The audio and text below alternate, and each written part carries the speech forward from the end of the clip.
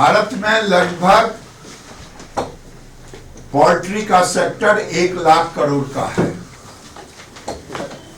और पोल्ट्री से जुड़ा हुआ पोल्ट्री फार्मर देश में मोर देन 70% छोटे हैं जो 1000 से लेके 5000 10,000 तक रखते हैं। यानी इन छोटे किसानों का भी उन किसानों के साथ है जो मक्के की खेती करते। पिछले वर्ष कोविड में पोल्ट्री और मक्के के किसान तबाह बर्बाद हो गए। फिर से ये उठे थे, बर्ड फ्लू आ गया। हमने एहतियात पहले भी कहा हूं कि 22 अक्टूबर को पूरे देश के सचिव को मैंने दे दिया था एडवाइजरी। आज भी कह रहा हूं, अगर उस एडवाइजरी को सही सही पालन किया जाता तो ये दिल्ली हो या देश के किसी अन्य जिले में कोई जिलाधिकारी पैनिक ना होता, क्योंकि ये माइग्रेटरी बर्ड से आता, वाइल्ड बर्ड में होता, जिस पर एहतियात करने की जरूरत थी। और आज मैं कहते हुए मुझे बहुत सुखद लग रहा है कि मैं सवेरे दिल्ली के डिप्टी सीएम से बातचीत की, सकारात्मक बातें हुई जिसका असर भी देखा, और तीनों जो हमारे नगर निगम हैं उनके कमिश्नर, उनके मेयर, सबसे बात हुई। अभी वीडियो कॉन्फ्रेंसिंग के द्वारा वर्चुअल दिल्ली सरकार ने अपने आदेश को गाजीपुर मंडी को खोलने का ले लिया है। अब एमसीडी के अंदर जो सारे हैं नगर निगम, ये भी आज शाम तक अपना वो जो आदेश है, जो उन्होंने बैन लगाया था, उस बैन को वापस कर लेंगे। और जिससे एहतियात बरतने के लिए कहा है कि एहतियात बरतें लेकिन पैनिक ना हो, यही आज प्रार्थना किया। आज सभी लोग शामिल हुए, मैं सबको धन्यवाद देता हूं। और कोई प्रश्न हो तो सर, इससे जो व्यापार और कारोबार प्रभावित हुआ उसका किस तरह अपन देखेंगे, आगे न हो इस तरह? देखिए, मैं बार बार, हमारे सचिव ने 2 बार देश के, एक बार चीफ सेक्रेटरी और यूटी के एडमिनिस्ट्रेटर और एनिमल हस्बेंड्री के सेक्रेटरी से बातें वीडियो कॉन्फ्रेंसिंग के माध्यम से हुई, पत्र के माध्यम से हुई। हमने पत्र लिखा सभी चीफ मिनिस्टर को।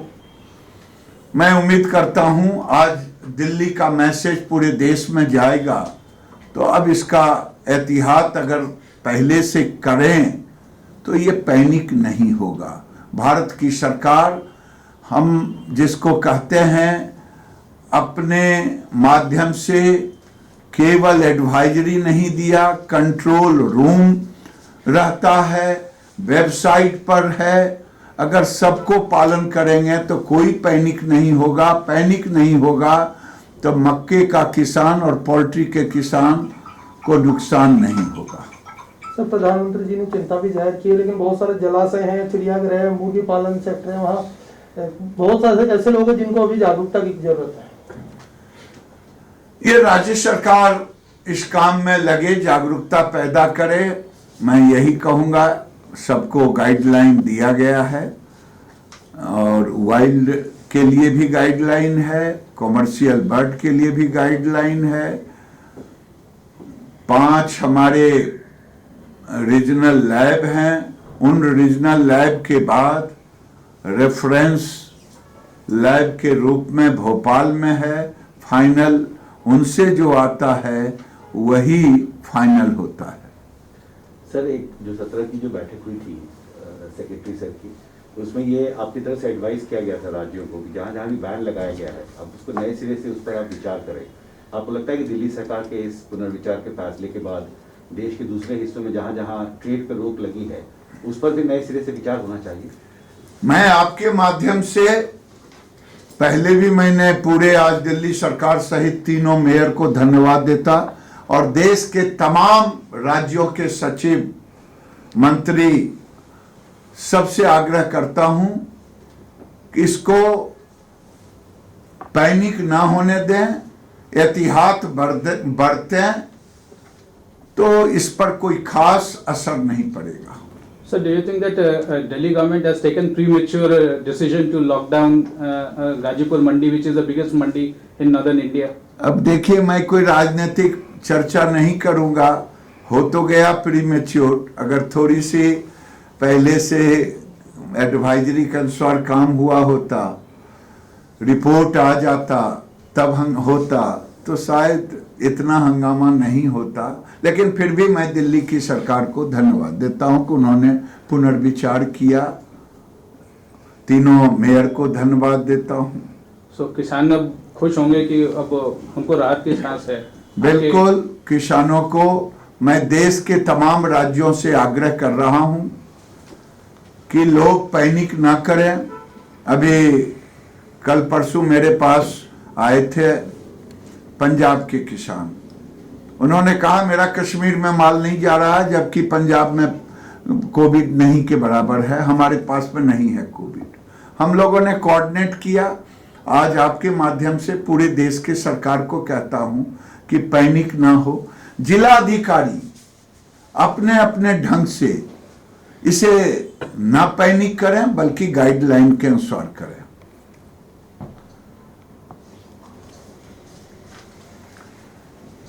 चलिए, सबसे पहले सबको धन्यवाद।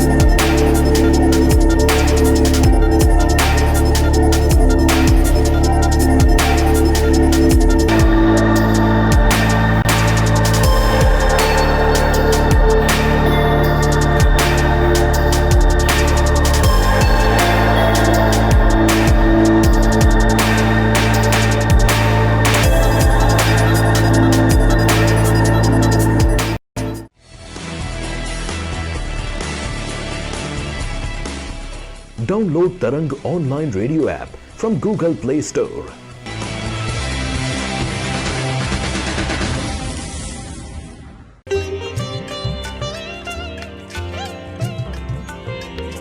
You are listening to Tarang Devotional Online Radio.